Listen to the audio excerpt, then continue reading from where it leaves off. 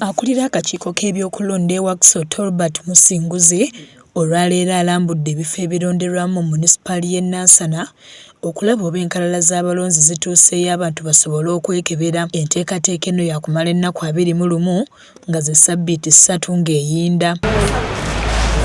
Musinguzi mu bifo mw'atuuse asanze omulimu gugenda mu maaso era n'ayogerako n'abatambuza omulimu guno. Twogeddeko n'abamu ku be tusanze mu bifo bino ne batutegeeza nti enteekateeka eno tebannagifunamu buzibu bwonna wabula balaze obwennyamivu olw'abavubuka abamu abatwala ebyokulonda ng'ebitalina makulu. Ekkera ku lukalala lwange lugundi oba mwendi nsangiddwa mwendi ne ku y'omwami wange nayo nsangiddwa nga mwali kimpadde essanyu. Nasanyuka nga ngenze nenkebera enkalala nga mwendi naye byankalubyamu kale kuba nasooka neŋŋenda nga siriimu kitegeera gye nalondera luli ate siginafulumira bulungi. Bano basuubizza okusomesa abavubuka omugaso gw'okwenyigira mu kukuba akalulu wabula nga baakukikola nga bayita mu bakulembeze baabwe. Kulwana okulaba nga nsikiriza abavubuka bannange okujja beekebere mu nkalala n'abataliimu tufayininge ways z'okulaba nga tukola ki tubagattamu babeere nga bakola ki balonzi. Naye nze maze okwekebera era nkonfamize nga mweri nga erinnya lyange mweriri era ndi musanyufu nnyo olw'enteekateeka emikoleddwa olwaleero nti nkonfamize nti ndi mulonzi waawa.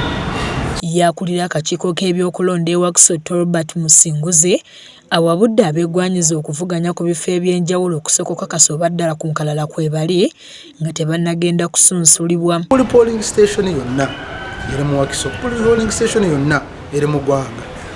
Tutimbye enkalala z'abalonzi wonna wetulondera kweziri kyabo bonna abayewandiisa bajje bakakase bulungi nti mu register kwe bali ebibakwatako byonna bituufu.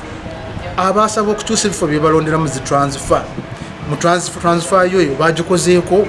Ono alambuludde ku nkyukakyuka ezaakolebwa akakiiko mu byalo ebimu ebagattibwa nga basala ku muwendo gw'abakansala. Ono annyonnyodde ku mugaso gw'enteekateeka ey'okukebera enkalala zino. Mu process y'okulongoosa cleaning the National Voters Register tujjemu abatasaanidde kubeeramu beebaluwa abaafa abatabeera mu miruka gyaffe abasenguka mu byalo byaffe ate nga bava we bali balondera. Kati kino kyekiseera oyo wenna alina obukakafu nti omulonzi ono Katonda yamuyita yafa jangu otubuulire so that we clean and have a credible, transparent and trustable register.